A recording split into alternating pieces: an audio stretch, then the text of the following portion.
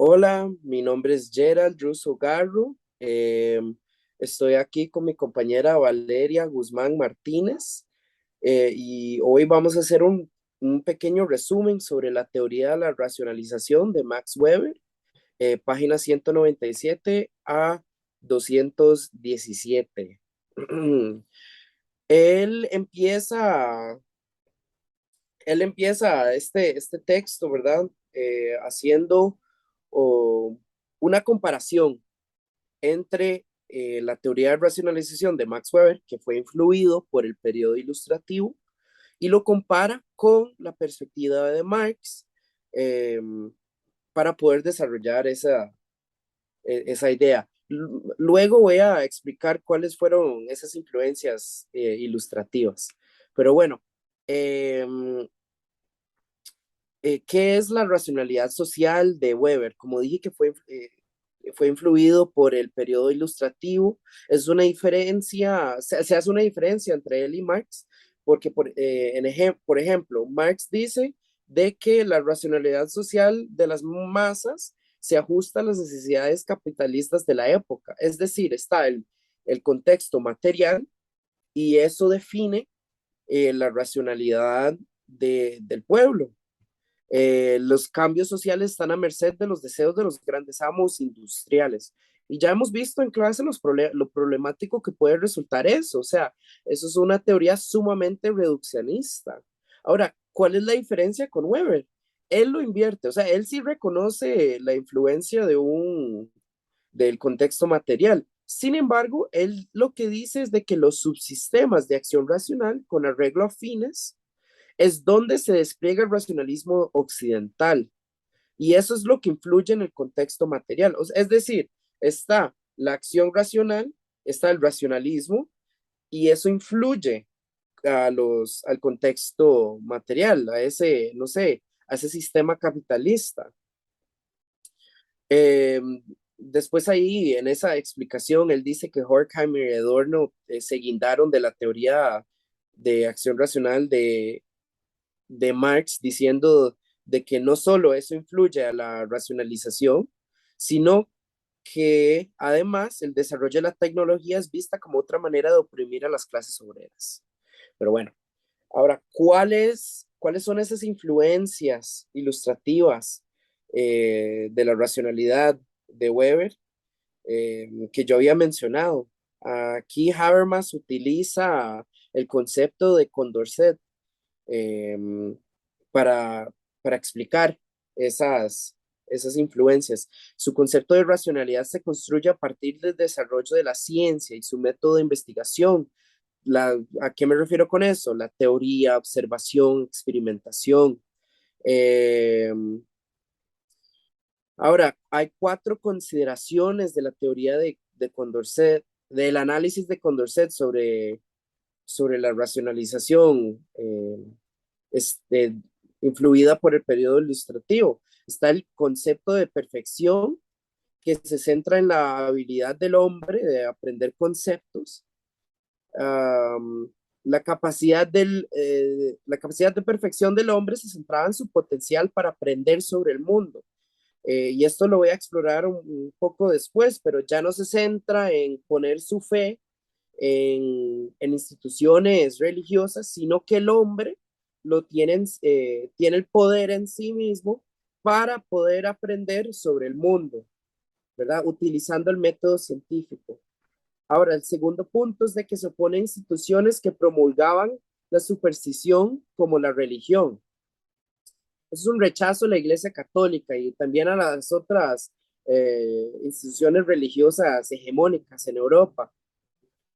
Frente a estas instituciones, él veía la ciencia como una fuerza ilustradora que tenía como tarea demostrar la verdad.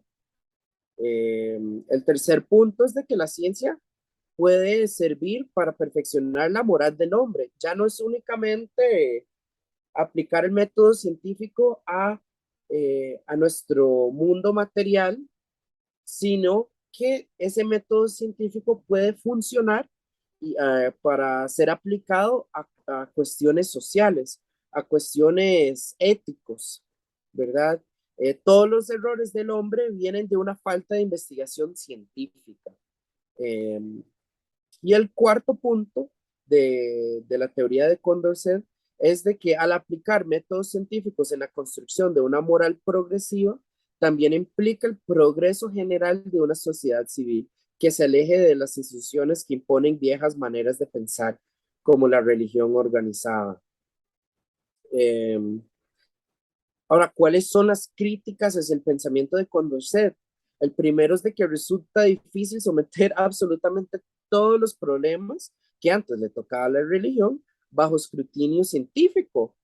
Vemos como además eso es problemático porque el concepto de progreso científico ha cambiado un montón a lo largo del tiempo. La ciencia que está hecha por humanos también puede cometer errores, no es una institución así 100% perfecta. El segundo problema es de que se sirve de una racionalidad eurocéntrica, como una racionalidad universal. Y más bien, varios antropólogos han puesto esa afirmación a duda. No existe una racionalidad universal, sino varias tipos de racionalidad que se guindan de su contexto histórico. Y el último punto de mi sección es de que, y la última crítica además, es de que se entiende, o sea, se entiende el punto de Condorcet y el punto de Weber, de esa idea ilustrativa de la racionalización, de que los humanos tienen una necesidad inherente de acumular información por medio de la investigación, o sea, eso sí se ha demostrado. Sin embargo, es de que se le olvida explorar la relación que tiene un docente para enseñar a la juventud esa habilidad de investigación, para investigar, disculpe. Al parecer ese no es algo completamente inherente con el alma, sino que tiene un carácter comunicativo donde se le puede enseñar a la persona. Eh, y sí, ese sería mi punto de Sí, resumir. muy interesante. Quizás profundizando aún más en estos puntos de Weber, ¿verdad? Y su crítica, debemos decir que él retoma la racionalización y lo vuelve un problema a tratar desde la sociología. Y en ese sentido realiza una serie de críticas a estas teorías evolutivas y naturalistas debido a que no permiten ninguna otra explicación, ¿verdad? Que no sea como precisamente determinista o que determinada, que sea mediada por razones materiales. En ese sentido, su primera crítica la realiza hacia el determinismo evolucionista debido a que está en contra de estas teorías dialécticas, ¿verdad? Y materialistas que explican la historia únicamente desde este punto, al igual que a la sociedad, ¿verdad? En un segundo punto, hace una crítica al naturalismo ético. Esto porque Weber se marca dentro del neokantianismo, especialmente le parece importante la distinción que se hace entre el ser y el deber y las constataciones entre hechos y juicios de valor.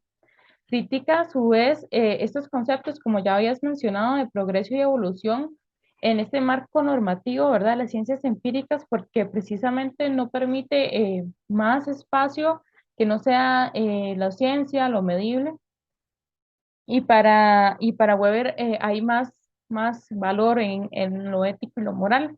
También realiza una crítica al universalismo, debido a que si bien él tiene una posición reservada universalista al respecto, él observa, contempla que hay ciertos fenómenos que si bien se pueden encontrar en todas las religiones y partes del mundo, solo se desarrolló de una manera muy particular en Europa, que llevaron a formar la modernidad y el racionalismo como lo conocemos, ¿verdad? Con esos rasgos occidentales y modernos.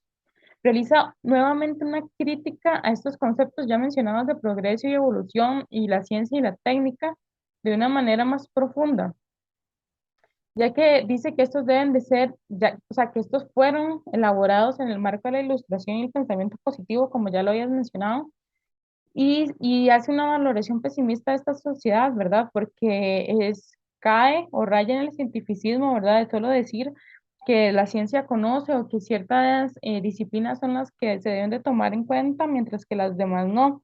En ese sentido, Weber se maneja sobre todo por una orientación ética valorativa y prioriza los fundamentos prácticos y morales en su teoría, ¿verdad? Por eso él explica la racionalización desde la religión y la sociedad.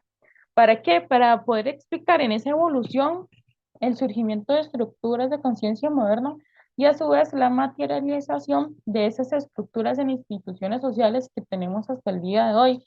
En ese sentido es importante recordar el esquema que habíamos visto en clase, ¿verdad? Cómo eh, se está en un primer momento en un pensamiento mítico, mágico, ¿verdad? El mundo se explica bajo esta lógica para superarlo y pasar a una racionalización religiosa. En este sentido, debemos de entender religiones que argumentan, que dan énfasis a la filosofía, que buscan dar ciertos principios a la sociedad para posteriormente superarlo, dice Weber, y terminar realmente en una racionalización de la sociedad, ¿verdad?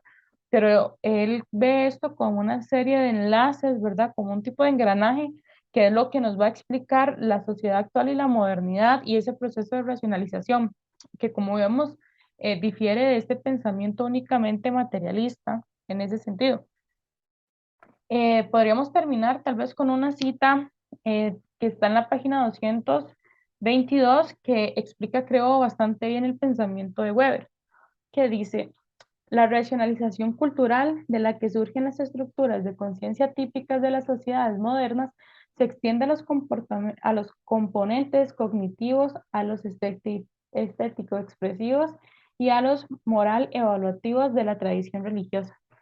Entonces, en ese sentido, a modo de resumen, podemos ver cómo Weber, si bien le da importancia a la ciencia y a la técnica, no los ve como los únicos factores que deben o pueden explicar la racionalidad, sino que hay un esquema, ¿verdad?, que la religión o que esta serie de pensamientos nos da para poder comprender de mejor manera la racionalización en la sociedad y en ese sentido que no esté tan marcada o más bien dando a entender que está lo que nosotros entendemos como racionalización está profundamente marcado por rasgos occidentales que no se han dado precisamente en otras partes del mundo. Entonces, hasta aquí estaríamos con la presentación del concepto de racionalización según Weber. Muchas gracias.